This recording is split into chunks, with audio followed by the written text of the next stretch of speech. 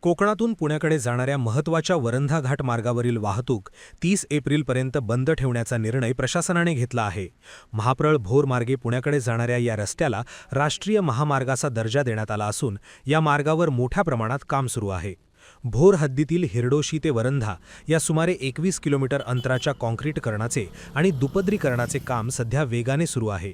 या घाटामध्ये अनेक ठिकाणी तीव्र वळणे आणि अरुंद रस्ता असल्यामुळे काम सुरू असताना वाहतूक सुरू ठेवणे धोकादायक ठरू शकते. तसेच पावसाळ्यापूर्वी हे काम पूर्ण करणे आवश्यक असल्यामुळे 30 एप्रिलपर्यंत वाहतूक बंद ठेवण्याचे आदेश पुण्याचे जिल्हाधिकारी जितेंद्र डोडी यांनी दिले आहेत. दरम्यान हा मार्ग बंद झाल्यामुळे कोकणातून पुण्याकडे जाणाऱ्या प्रवाशांना पर्यायी मार्गांचा वापर करावा लागणार आहे. ताम्हणी घाट किंवा महाबळेश्वर मार्गे प्रवास करावा लागण्याने प्रवाशांचा वेळ आणि खर्च दोन्ही वाढणार आहेत.